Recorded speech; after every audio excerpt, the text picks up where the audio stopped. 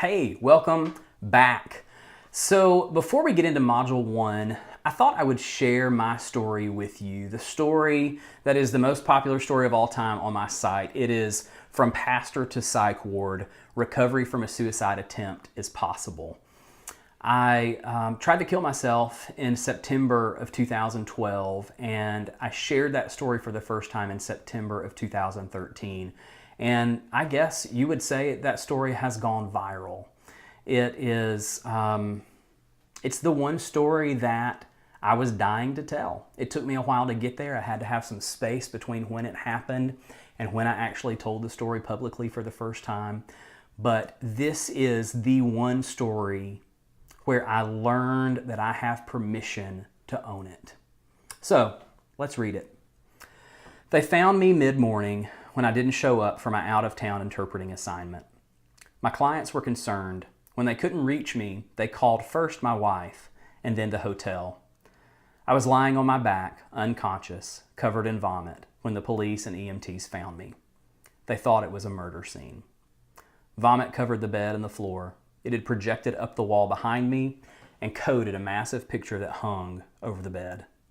Apparently, the pink Benadryl pills, along with tens of thousands of milligrams of other medication I took, created the effect of blood. I'd been unconscious for a solid 10 hours by then. I should have been dead. 18 hours after I blacked out, I woke up in a fog like I've never experienced before. Where the hell am I? Why is it so cold in here? Who in the world is... Wait, that's Lindsay and our friend Gigi. Wait a second, am I in the hospital? Shit, I'm still here? You've got to be kidding me. Am I in some sort of evil dream space suspended between life and death? You can't seriously mean that I am still alive. Do you know how much I took? Oh, this is bad. This is really bad. I was in and out. I remember Gigi saying, "Hey, bud," in about the sweetest and most fragile tone I've ever heard her use. I could barely muster the strength to say, "Hey, back." The next time I opened my eyes, I remember Lindsay standing with a nurse.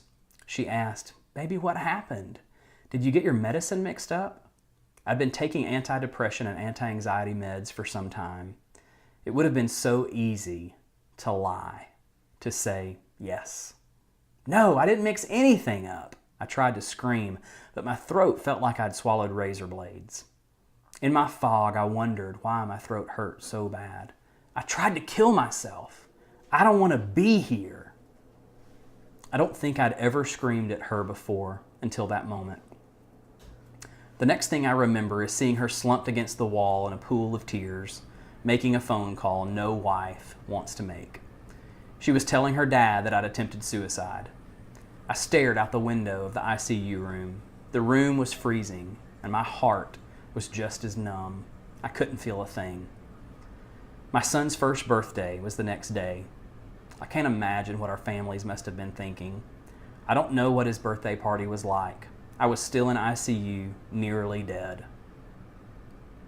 3 days later, the doctors decided my liver wasn't going to fail, and I had regained feeling in my legs. I was released and transferred to the psych ward. The psych ward. Me.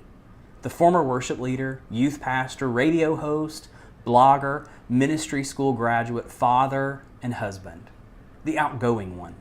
The friendly one. The upbeat one. Me. I was sitting in a wheelchair headed to the psych ward. I stayed there for 5 days. I called it the arts and crafts floor. We colored and talked and rested a lot. I couldn't sleep the first night because it was too quiet. The experience felt pointless and frustrating, humiliating, and so uncomfortable. It's been a few years since the darkest days of my life, and I am still standing. I still have hard flashbacks at times. For a while, I couldn't stand black coffee. I remember crushing up those thousands of milligrams of medicine and pouring the powder into the hot mug, stirring it up, and choking it back that night. The smell, the taste, even the thought of black coffee for months after would send me into a full-blown panic attack. I tried to drink hot tea the other day and almost threw up. Last night, I forced myself to take a Benadryl before bed to help with allergies, and I had another flashback. I still can't take a capsule of liquid Tylenol. but I'm no longer afraid of my demons. We all have skeletons in our closets, and as hard as it may seem at times, as loud as they may scream for our attention, love's power is greater. We can tell our demons to go to hell and remind our skeletons of what they are: dead. Thank you will never be enough for those who stood by my side through the darkest hours and the past years of restoration and counseling and therapy. Thank you for loving me at my worst, believing you'd see me whole again, and for the countless hours of listening to my craziness. A friend loves at all time, so thank you for being my friend. I took a mulligan that day. In golf, a mulligan is literally a do-over. It's taking another shot from the point of the foul as if the first mistake never happened. Friday, September 21st, 2012 is my mulligan day. It's the day Christ gave me a do-over at life. It's the day my new life began. That's my story. I've learned to own it. No one can write the details for me. No one can tweak it, change it, add to it. It's my story. And I tell it now with boldness and vulnerability. I've learned to tell it in a creative way that holds people's attention. I've learned to write it skillfully. And over these next 7 days, I'm going to teach you how to do the very same thing. When you own your story, it will change your life, and it will change the lives of everyone around you. I'm so glad you're here. I'll see you in the next module.